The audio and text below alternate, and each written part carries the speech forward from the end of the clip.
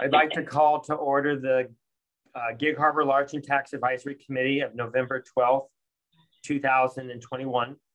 The time is 11:03. Let's do a roll call.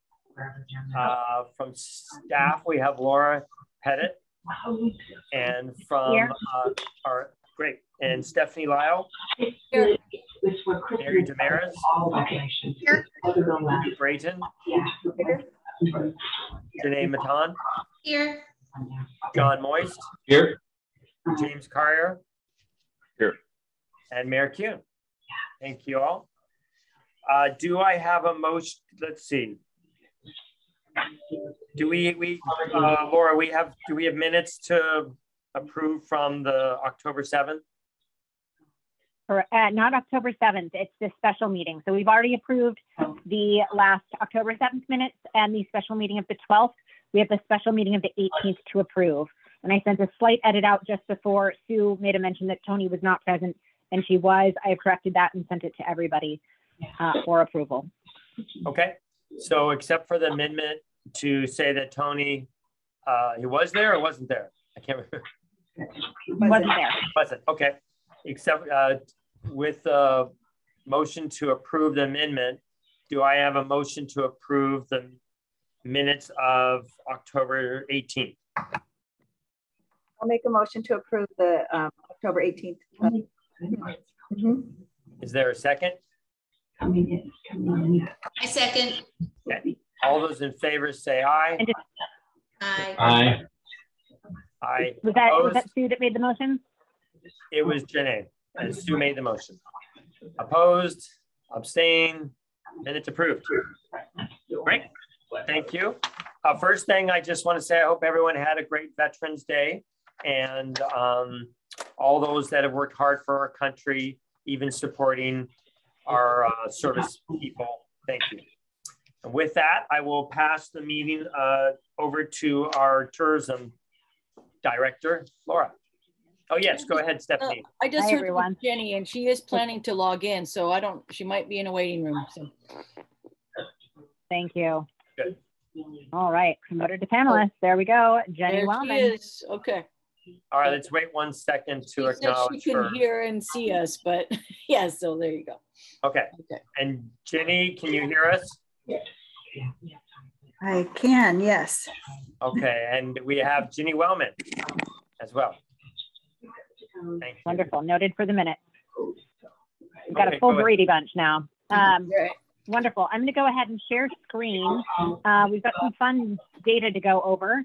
We're going to share just a little bit of our return on investment so far from our digital marketing campaign with Datafy.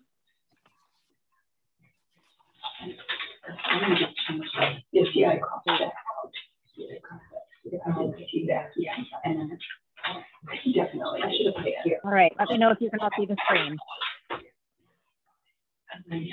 Someone may need to mute there's a lot of background noise. I'm not sure. Thank you. Perfect. Thank you very much. So here's where we're standing right now. Here's where our ad is being served, and we're doing a fair amount of A/B testing, which means that we serve different kinds of ads to the same kind of audience to see which one gets the most heightened engagement. These are the top markets that we're appearing in, where people are clicking through. We know that Southern California has been a traditionally strong market for us. We're seeing a lot in the LA metro area. We're seeing Salt Lake City, which is surprising for me. Phoenix, which we also know has been traditionally strong, the Bay Area. And then also unknown attribution, which is, I want to say, I feel pretty strongly that's probably nearby here. We're also looking at what we've spent in total market. So the metrics for impressions and how many people we're reaching are a little bit more down here, and we can look at the ads that are performing well. Our scenic ads are performing very well. We have several verticals that we're running at the same time. So one is a general destination campaign that redirects to Visit Gig Harbor. Another is an accommodation specific ad that goes directly to our accommodations page on Visit Gig Harbor, which links to booking engines throughout our partners. So that is where we're finding some good success. We are also continuing with and you can see some of the performance here. CTR is a click-through rate, and typically those are anywhere from 0.07 to 0.25 as a metric of success. We're delivering on those very, very well. We're seeing some great impressions from our general destination ads. We're so glad you found us is another one of our destination ads. And then we get further into the weeds a little bit more. We're also focusing on retargeting campaigns. So people who have visited our site previously and haven't clicked through to an accommodation, they get served another ad as well. So it's an interesting way to go after people who are lower in the funnel and more interested in Gig Harbor as a destination and have proven their interest. And we're seeing some good results from that. So we're going to go through to where we can see that performance, and we're going to go through to our Google Analytics reports. So essentially what we do is we track where referrals are coming from and what is the completion rate for anyone who visits one of those booking engines. We can't get a direct amount, but we can see how many people have gone through to the end booking engine and taken an action. So what we're looking at right now is a total of 616. We have a conversion rate of about 10.34. So for the total people that get referred to our site, about 10% take an action through that accommodations page. And that would say that we've had 616 room night bookings over the course of our ad campaign that started mid-September. So and those can be for any time of year. They can be booking into 2022. So that's not necessarily saying we've had 616 people stay within a week, but they've booked any time from now into the future. So when we go back to some of our attribution. Can I ask a quick question? I'm assuming that all of these are digital ads. Is that correct? Or what is the delivery mechanism for the ads? Just to frame the reference a little bit. So generally they're sold as run of site ads. So when you target a specific demographic like we're doing right now, when we're saying, well, we've taken a model of where we know our audiences are, and we found similar audiences throughout the US, that gets served to them across any platform. So when you're working with something like Google, that would appear anywhere that they regularly see sites. And an example of this is how frequently I'm served Facebook ads for shapewear, which is, slightly insulting, but also very accurate. So the reason why I asked that is that you've got the above the fold, and that's typically a newspaper term, right? But is that something that is like at the top of the page or something? Mm-hmm.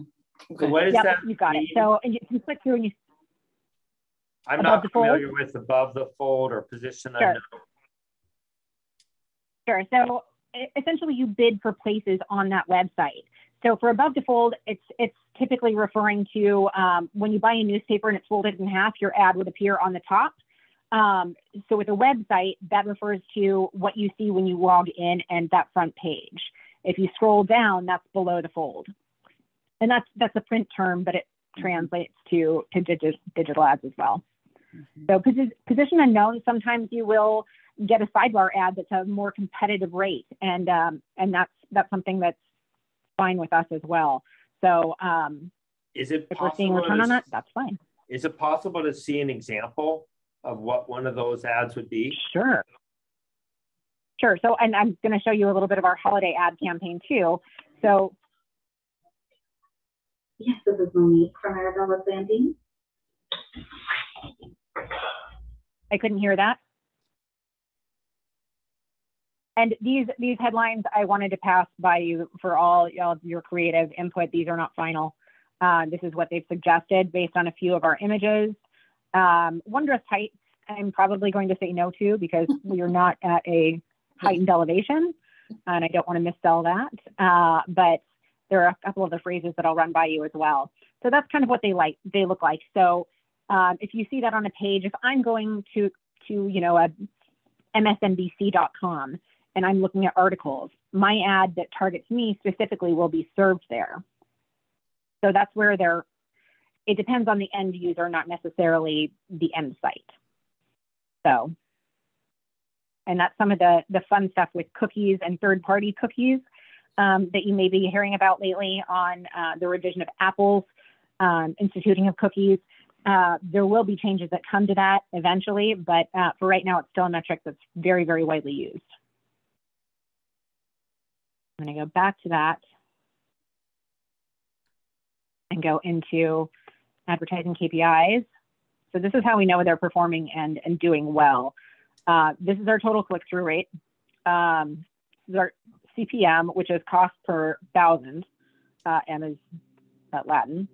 And then we can see the total number of impressions. So we have people who are viewing these ads and clicking through. So we've reached almost 781,000 people for $5,800. And you can see our native ads are performing well. Our romance ads and our scenic ads are the best performing. And those are pretty neck and neck. So scenic and romance. As we go through this, we'll also institute family ads for spring and summer. We'll institute some of our other verticals that we've talked about, outdoors as well. And that's kind of what scenic looks like too. It's an outdoor specific ad given our restrictions. And then we have RT banners, which is retargeting. So those are the people who have previously visited our site and expressed interest that are lower down in the sales funnel that are clicking through. So, and we're seeing less performance on that, but that's not necessarily a bad thing. So we'll go back to the final one. The fun part is that we can say, this is our current attribution. And that is not accurate. So, pardon me. So this assumes that we have an average daily rate of $50. And when we put something else in, so let's say, and what I've looked at recently says about 175 is our average daily rate for now. And again, this is bookings that are representative of throughout the year. So if there's a higher rate at some point, that doesn't necessarily take this in. And we're going to estimate that people spend about $100 a day when they visit Gig Harbor, and that's on food, that's on anything else. So essentially that's what that number looks like for the sales tax impact. Sales tax would be charged on that amount, and general revenue for these 11 room nights. So, and I want to say this specifically, when we look at the total amount of room nights booked, what this attribution chart specifically says is that we can see that of the people who were served the ad and clicked through, 11 had devices that were also observed within those hotel geofences that we've built. So those are people who booked for the day within, for the 3-week segment and stayed within that same 3-week segment. So there's 551 devices that were viewed an ad, clicked through, and also came to Gig Harbor and the general geofence that we've drawn, which is our city limits. And then 11 direct that have stayed since they viewed the ad and clicked through to take an action. So any questions there? I know that's a lot of data. That's a lot. I guess I don't really understand it all. So it's kind of, so maybe you can send that to us so we can take more time to look at it. Oh, yeah. Yeah, that, and sure. Then questions, because I have lots of questions. Yeah, it's a little confusing. Thank you. Sure. And, maybe I can also have a data scientist come along and just tell you how those things are gathered a little bit more in depth, because a lot of it's science stuffy that I'm not exactly into, but essentially the retargeting thing is something that I feel strongly about and has worked very well. Back when I sold Broadway tickets in Houston, what we used was something called a pixel. So essentially what it does is measure the actions taken by that party who clicked through that link on the ad and measures the actions that they take afterward. So for example, with the theater that I worked at, you could see the amount that was directly attributable and how many were booked from those ads based on that pixel, because I had embedded a pixel on our end booking engine. I haven't asked anybody to do that for direct measurement, and that's completely up to anyone who would like to opt in, but that's another argument and an option for measurement as well. Yeah, it's a lot of data, but the one thing is, so if they go to our website, then they want to stay somewhere, all they have to do is click from our website to our hotels and to our Airbnbs or our lodging, and they're booking it, right? They are, and I'm going to pull up just another quick piece of data as well. So what I've done is look back through our last 4 years, really, of lodging tax and our pacing. So you can see, and I want to make sure everyone can see that here. You can see here what we've done in October 2018, 2019, 2020, and 2021. And we're outpacing by a fair amount, our bookings for October 18 and 19. We are double what we saw in October 2020. So what that tells me is we're doing a decent amount of advertising. We're seeing a return of our guests, and we're seeing heightened numbers again. And if you look just up a little bit too, we saw that in better numbers that we've seen in September 19 and September 18, significantly in September 2021. We are missing a data point from 2018 for August, but you also see a slight tick up from August 2019 to August 2021 as well. So we're pacing back to a more normal way of life. And there's a few data points missing here. I don't have July 2021. I've checked in with Michael to pull those reports. But we did pace for June just slightly over what 19 did and almost $100 less than June 18. Clearly, we saw the big dip in May 2020 when we were all quarantined, but we're pacing pretty well there. We're slightly behind May 19, but we're above May 18. Laura, I have a question. So that, are these numbers dollars or are they like site visits? No, these are dollars. So this is lodging tax. This is the lodging tax return based on our data at the this state. is our revenue data. Okay. Yep. So we can see a pretty good trend there. And I'm fully committing to this, getting all the data that are missing in points. So this is something I track monthly just to see what our performance is looking like and what may influence it. So I think those are a pretty good sign that we're heading into recovery, and that we've got, action points that are delivering good metrics for us. So we'll see the end of November numbers. I was just going to say, I think as hotels, we're seeing it, but it's still, there's still still a lot of that. Yeah, still no group business, really, a few little meetings, but the groups are still not there yet. Yeah. Yep. And that's actually my next point that I wanted to chat about too, is that I did have a great meeting with Ocean 5, talking about the potential to bring a group of meeting planners, a meeting planner fam, into Gig Harbor. And I think that would do great for our reputation as to what we offer. I think there's a perception sometimes that we can only host very small meetings, and that's not necessarily true, both with space at the Best Western and the larger space too at Ocean 5. So even if we have room blocks, that occupy space at 3 or 4 of our hotels and short-term rentals, then we can also take a look at those bigger spaces too. So that is something we're working on. We do have meetings ads running throughout this year, and that's been in place to serve to meeting planners in Oregon, Washington, and California, where we've seen the most amount of meetings business in the past. So that's running. That's a year-long campaign. We have around $5,000 invested in that, and we're also going to take a look at what that fam trip would look like. That would require participation from our restaurants, our hotels, our meeting spaces, our caterers, things like that. That would essentially be showing them what we are capable of. And so that's something we're working toward, and that would be part of our essentially hosting budget that we put in the 2021 budget. So we think that's going to show at least a good metric of what we're capable of and give us some face-to-face time with meeting planners.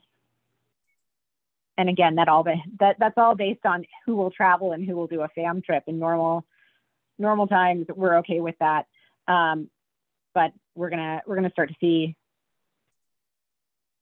more people interested in what we're putting together. So what that also leads into is our renegotiated contract with Visit Kitsap. So what we took a look at was where we could purchase a media database to increase our earned media outreach. And that is editors that change month to month. So the general cost for a media database is probably around $6,000 to $7,000 a year.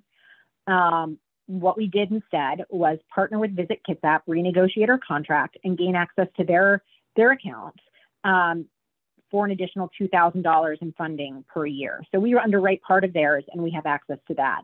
So I'm going to pop into that and just show you quickly. And I'm going to go ahead and stop share.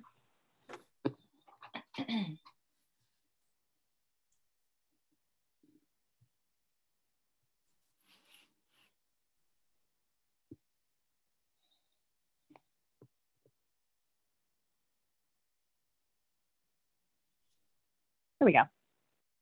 I'll take you through a quick walk of this. So this is a earned media database where I have selected media contacts at outlets that cover travel, that cover meetings, lifestyle, travel and tourism, travel agents, etc. And so this is a list of about 5,600 people. You go through and essentially tailor down, but I can find editorial contacts, for example, for small meetings markets, and also pitch them our story as a destination. And that's when packaging and things to do within the season becomes a little bit more relevant to show people what they can do for their meetings. So it's where we'll work with on-time tours to say, these are the 5 breakout activities that a group can have. These are the accommodations. Here are the meeting spaces. Here are the great restaurants. Here are things that you can, reasons why you would book a meeting in Gig Harbor. So as we start doing that, as we have access to this database and we can look up and create our own media lists, we can be more proactive with our earned media outreach.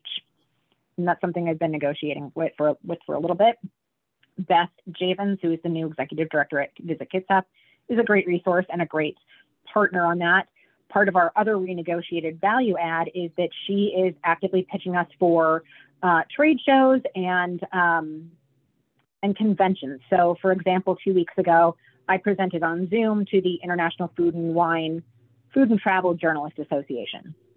And I gave them an overview of everything there is to do in Gig Harbor, where to stay, why you would come during specific times of the year. And now we have about 20 media who know what Gig Harbor is and may be writing about it in the future, and we'll reach out with more questions and details. We are potentially looking at hosting a FAM in partnership with Kitsap and Bainbridge. So we share the cost, but we reap the reward in the year to come. So we're discussing that now. When they start to offer FAM trips again to their membership, we will take a look at that. But we have expressed our interest. So, and again, if you have ideas for great media, or you'd like to gain access, let me know. We can come up with a good media list. I can help you pitch anything that you've got on offer. And this applies to everything from newspapers to influencers to bloggers. So we can create those custom lists and also send out pitches within an exact geo location. So they're usually called DMAs or markets. So we are part of the Seattle DMA. We can run a report for all of the influencers under travel or family in the DMA and get local coverage on that. Typically, those are a little bit more pay to play. Journalists do not, but those are all options that we have through a service like this. Questions? I'll just say that, No? You know, okay. If we can help with the FAM tour stuff, we're more than happy to do so. And, you know, it's always good to be able to offer, you know, excuse me, a walking tour or something like that as part of those meeting packages. So if people are interested in that sort of thing, certainly the museum can help with that.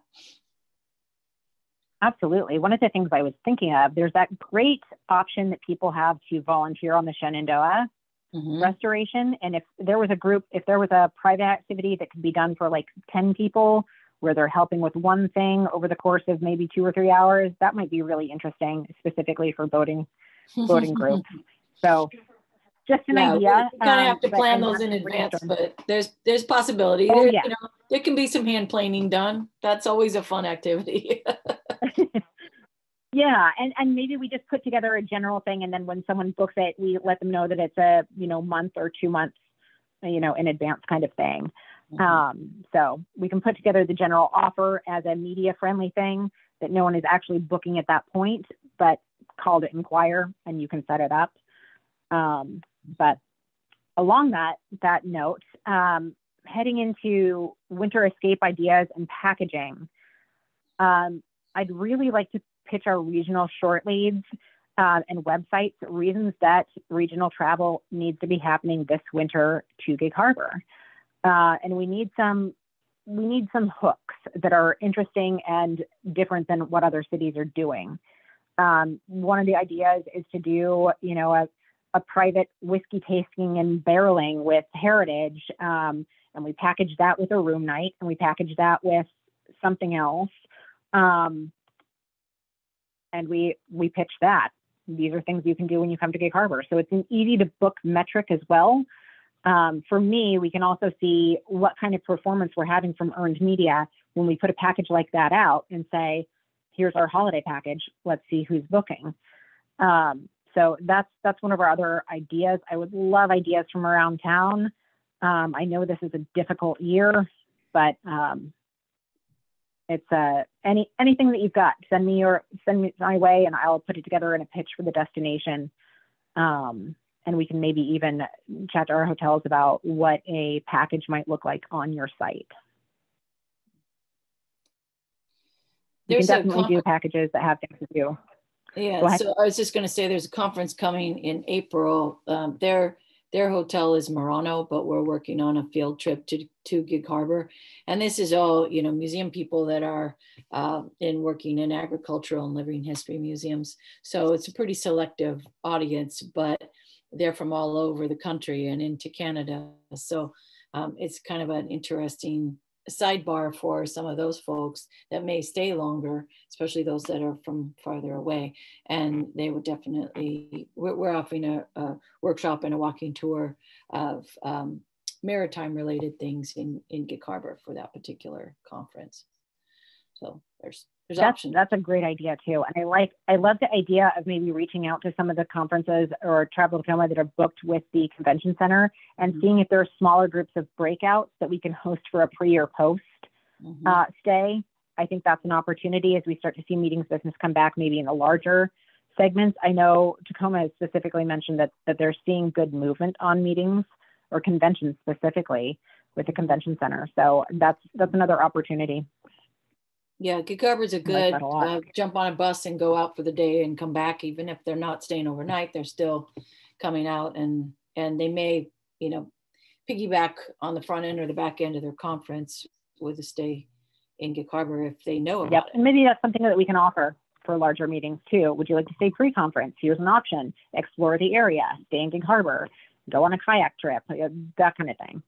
So that's a great, as the Travel Tacoma builds back their sales staff too, I think we'll have more opportunities to see how we can do that within our negotiated contract right now. That takes us into council recommendations for our new LTAC member. With Warren stepping down, we had one opportunity. Jenny, we're glad you're still on. We had 3 candidates for the position. Throughout the interviews, council recommended that we appoint Lindsay Stover from Harbor Wild Watch as our new member. So she'll be joining us for our December meeting. We're glad to have her. She was on LTAC before, I think, some years ago. Yeah. Yes. And then with the chamber on their board for a bit and just stepped down from that. So she's raring back up.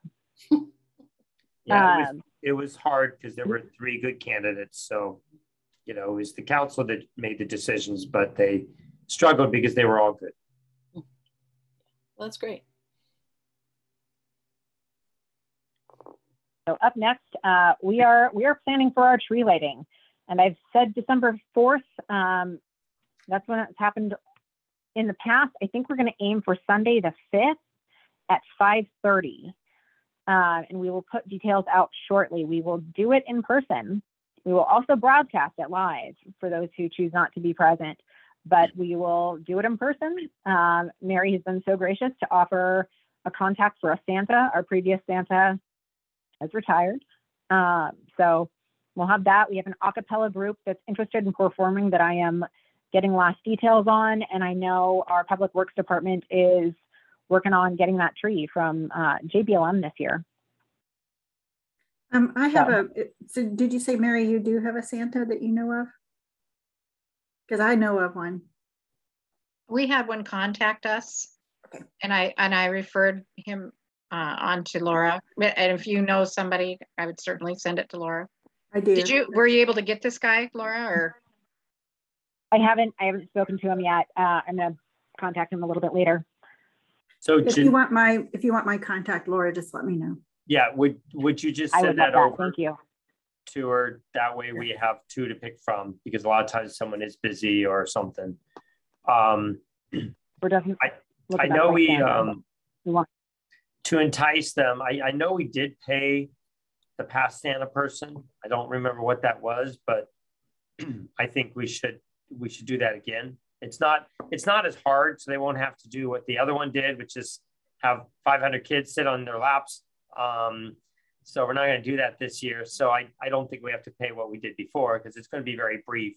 Or maybe if it is so brief, we just see if they want to volunteer. But if you would pass that on to Laura, the tree we did find a tree at JBLM. So it is going to be brought to the park on the 22nd of this month. And then they'll work to fix the branches, as they always do, and make it really beautiful. We are, I went to a James Taylor last week with a mask on. Concerts are allowed. We're gonna be very polite the way we word it. We're gonna say we don't know how many people are gonna be there. If it's over 500, masks are mandatory, and if it's less, we just encourage people to wear their mask and practice social distance. But we do want to welcome people to come down for the tree lighting, for caroling, and for seeing Santa. So I'm excited that we're going to do this. I hope the 5th works, being that we're still under COVID somewhat. I don't think there's a problem with the 5th. Mary, as far as you know, the boat parade's never on the same night. Is that correct? It's always on a different night? Second Saturday. Okay. And the car parade that they did in the past years, do you know? It's the 18th. Okay. All right. So, and the Odyssey boat that comes down, they're not going to do that this year, are they? They're not coming out of Tacoma not at this all. Year. So, okay. So we won't see the Argosy. Okay. So I don't think we have hangups with the 5th is what I'm saying. And so I think the 5th would be a good day. Okay. Just out of curiosity, yep. Why the switch from Saturday to Sunday? To be honest with you, I want to be there, and I'm in Canada. I was actually going to be in Canada until the night of the 5th. So being that the place is 400 miles away, coming back a day early is no problem. But if I come back 2 days early and I got something on the other end that shortens the trip, then that's almost not worth, you have to quarantine. You don't have to quarantine, but you got to do all these things to go to Canada. You got to have negative tests. You have to do, it's about 8 hours worth of time. So that's the switch. That's why. So yeah, I'm sure it'll fall back on Saturday. And that's why if there was a lot of resentment or there were other things that were planned because of this, then I wouldn't do it. I wouldn't switch it. But I think being that the year that a lot of things aren't going to happen, I think the 5th's going to still be fine. If you're highly against the 5th, though, I'd like to know, and then we won't do it. Okay. But I'm honest. That's why. I want to be there. Okay. So moving forward to another item that we're working on is that I'm excited about this. Is the holiday mural downtown. So I'm meeting with a muralist and then Haley from All of Us, who has volunteered the wall that's right next to Devoted Kiss for this to take place. We're going to be doing it on panels, so it's able to be installed again next holiday season. And we're working on the concept for that too. So the ideal is that it's something that people can tag, take their pictures on, take an Instagram of, use in their holiday photos, and drive traffic, at least in part, downtown. So we're working on that right now. We'll have a call this afternoon on brainstormed ideas, and that'll move forward. So we're excited about that. And then that's part of our spots of delight, I guess, is what we're calling it. So things that people can take photos of, things that direct people throughout town, and those will be small bits of art and murals and ways to express who we are as a city, and encourage people to share them with their audiences. You have a date so we'll build a that tag will be for done? I'm going to find out this afternoon. Okay. So hopefully it'll be up by December 1st, or just slightly before Thanksgiving, but that would require some pretty fast footwork. We'll see what production looks like for Hillary and what she thinks she can get done. We're going to try to keep it not ornate. We're going to try to keep it pretty straightforward. So I got a question. Is this something that different artists do different panels and then it's put up sort of like a quilt, or is this something that people are contributing to, like, you know, on a daily basis or something? No, it's one muralist that will do this. It'll be installed in panels on the wall, okay. So it looks like a full wall, but that we can take it down and then not have to have her paint it again next holiday. Okay. So that's just cost effective and planning. We'll also have it coated with a material that you can remove graffiti from, just in case it's ever vandalized. Mm-hmm. So that's the idea. And then that wall can specifically be a place where we have a mural different times of the year that encourages people to go take their pictures. Okay. So, yeah. And it's Hillary. I think that's pretty much it from my end. What's Hillary? What's the artist's name? Hillary Isaacson. Oh, okay. I know Hillary. Yeah.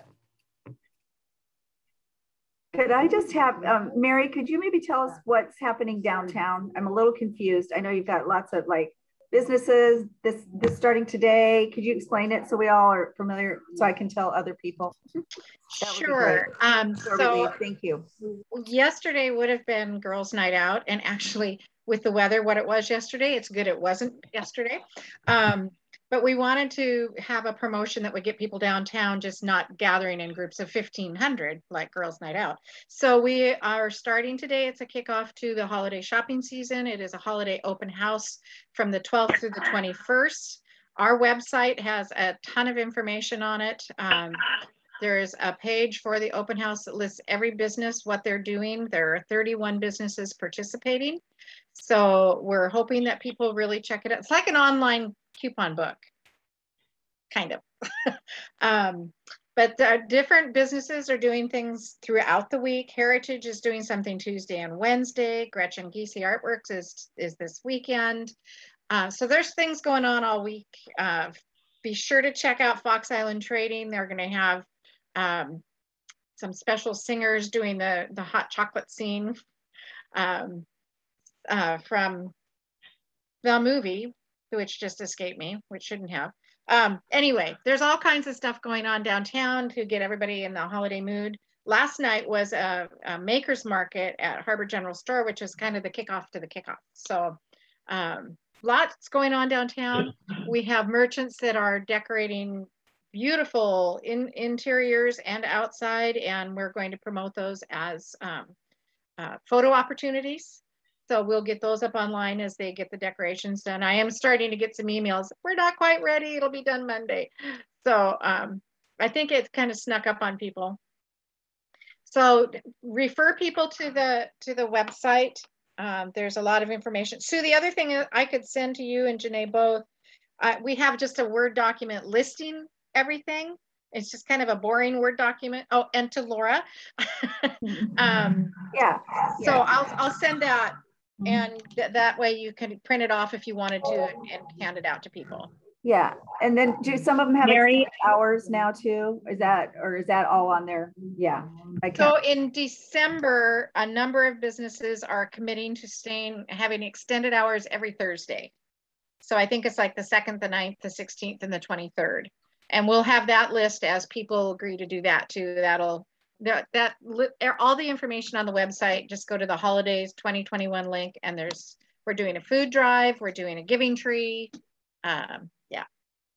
Would you send me that list too, please, Mary? Yep, I sure will, John. I'll just, And I Mary, can you can send even it send out it to to me the and I'll committee. distribute.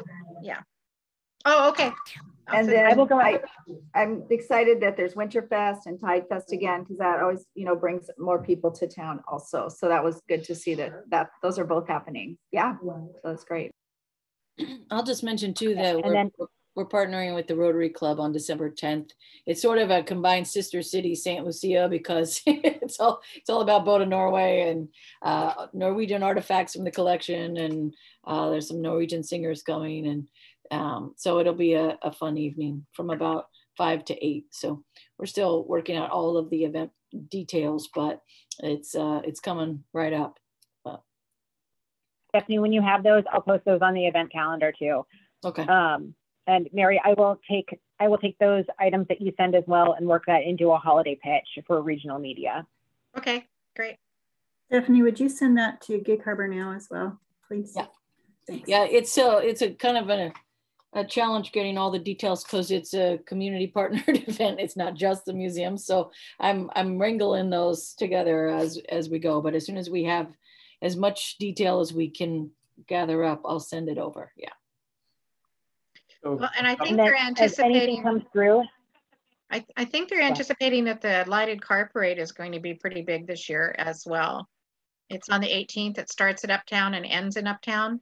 So they're going to have Santa and hot chocolate and carolers, and the cars are going to come in so you can take pictures of them if you want in the lot over there by Home Goods. It will come through downtown, but it doesn't stop at all in downtown. So Laura, could you share your screen with me? Two things to tell the group. One, we do have, you would like to share your thing. We have interviews next week for the assistant for tourism. So we actually have a lot of people apply, and so we've got 2 days next week that, 5 hours of interviews, 2 days in a row with lots of different people. So that will help this group and help Laura too. Then let me see how to do the share the screen. It's just down at the bottom, the green button. I've enabled all panelists to be able to share screen. So you should be able to just click that. Okay. I want to show all of you a couple things that we're being able to share with citizens now. We have been approached. Let's see. Do you see my screen at all?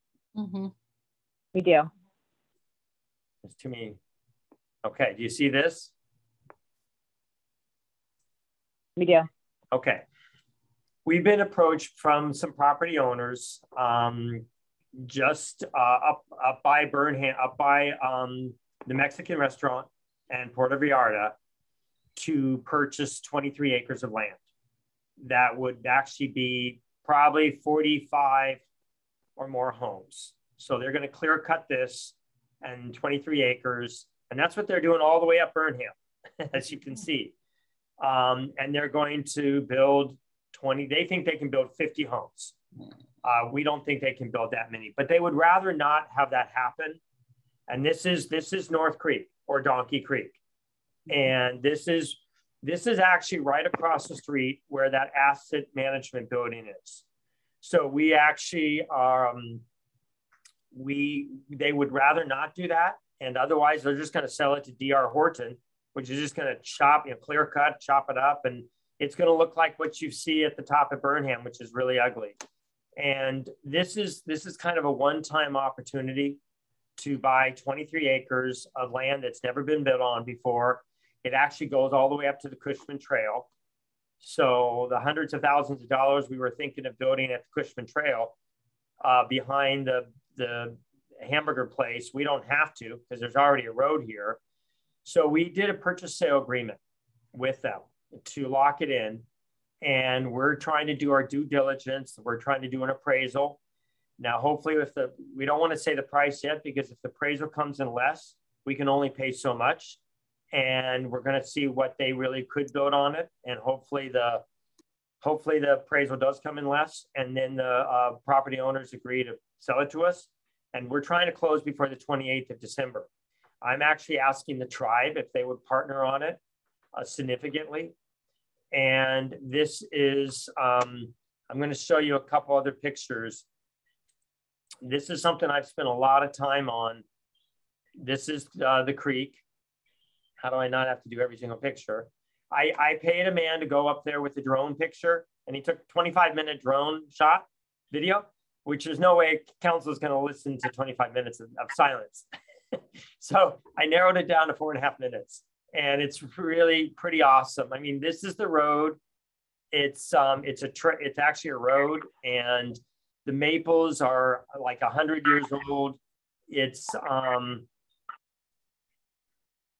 just a beautiful forest, and it's right above the 11 acres that we're in the process right now of buying. So it would combine these two roads. So here's the road right below my screen where my cursor is. It goes down here, and then it goes up here again. So it's just, so it goes shy. Let's see if I can,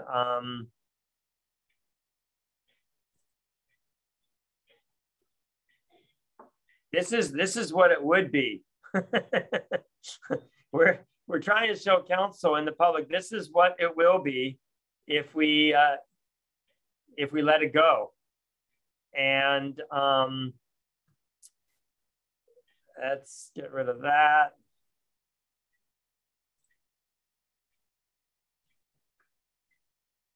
I also want to show you just how things are going to change. So this is right up on Burnham. Now, if you look at this, just to show you how things will change, this is the new Swiftwater School. If you see where my cursor is. Okay, so all these trees here are where our new sports complex is. So those are all destined to be cut. Over by Heron's Key, here's Heron's Key. All these trees here where my cursor is, that's phase 2 of Heron's Key. Those are all destined to be cut.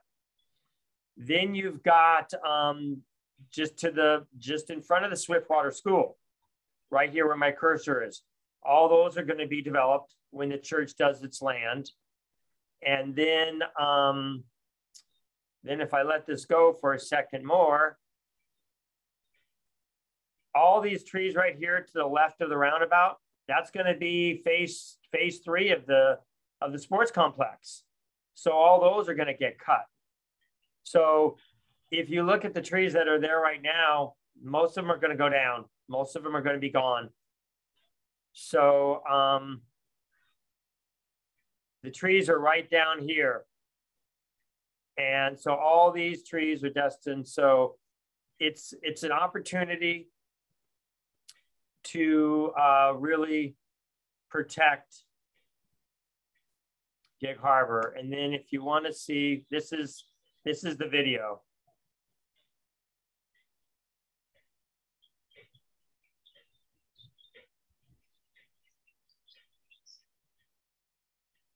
Kit, is this piece of property the one like when you're coming down Burnham from Home Depot? It's on the right-hand side, and they put in some new like rock or gravel on part of the driveway there? No, this is really, do you know that asset management store building right across, this is right across the street from Fish and the Mexican restaurant. So right across from the Mexican restaurant, you've got an asset management building there. Yeah, I know that building. Just to the freeway side of it, there's a little trail. When you go into that trail that looks like it's not even there, just by the parking lot, it opens up into this. So it's literally, 3 blocks from downtown. I mean, look at this forest. Yeah, it abuts the other piece of property. Yep. Yeah. The other 11.5 acres we have, it abuts. I mean, I never even knew this was here. Now that we're trying to buy it, I actually have permission to walk it. It's my favorite new walk. Yeah, it's a beautiful place. Look at this. So Mayor, who owns it now? Who owns it now? Dick Shaw and Jim. another man named Jim. So this Are they is local people or like Yep, forever? local people. Okay, gotcha. So Kit, what are you going to do with the land if you do buy it? Leave it. Just leave it like it is? Yep. Leave it as it is. And then I'll go to the end of the video.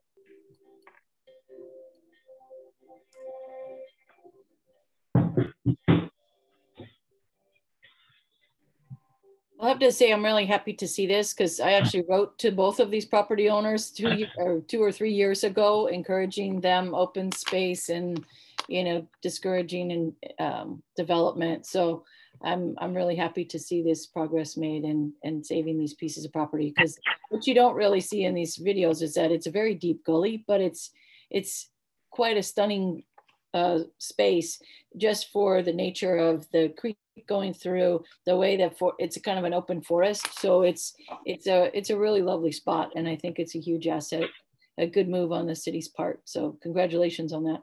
Yeah, that's a great thing, Kit. That's a great thing. Yeah, I thank you. I hope so bad it happens. I mean, we all have come from places that once parks that were built, once it's gone, you know, you never get it back. I mean, if you can imagine boaters or people coming to Gig Harbor and having a whole forest right within blocks of downtown to walk. This is the Cushman Trail.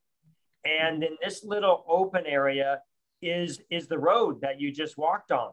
So the road goes 15 feet from the trail. So it's already there. So it would be such a score.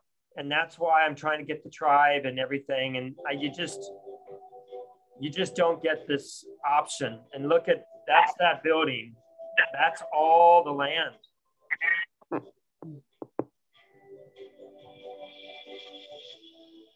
So, is that something that would be purchased this year with like as a budget amendment or something? Yes. Yeah. And we found most of the money. And so it's just to see what we can do. But we would just keep a rule. We keep the trail, and it would just be a score. So it's fun but we want the public we want to be transparent. We want the public to know about it. We want their feedback. So I said Monday night at the council meeting that this, council knew about this, obviously they had to pass it. But I told the public Monday night that this is going to be on the agenda on the 22nd of February. We're going to have a 22nd of November. We're going to have a presentation. We're going to show what you just saw, and we're going to do it again December 13th. So we get the public to be aware of it and let them know and get feedback. And again, we're looking for land conservation grants of 1.2 million. And again, we're looking at the tribe. So it's fun to share with you because I think you all are supportive of open space, and we don't want to clear down. We don't want to clear cut all the way down, so it's fun to share. You don't have to share the screen anymore, Laura, but thank you for letting me do that. Oh, you have to undo it. Oh, where'd that go? That's just at the top where it says view, you can hit the stop button.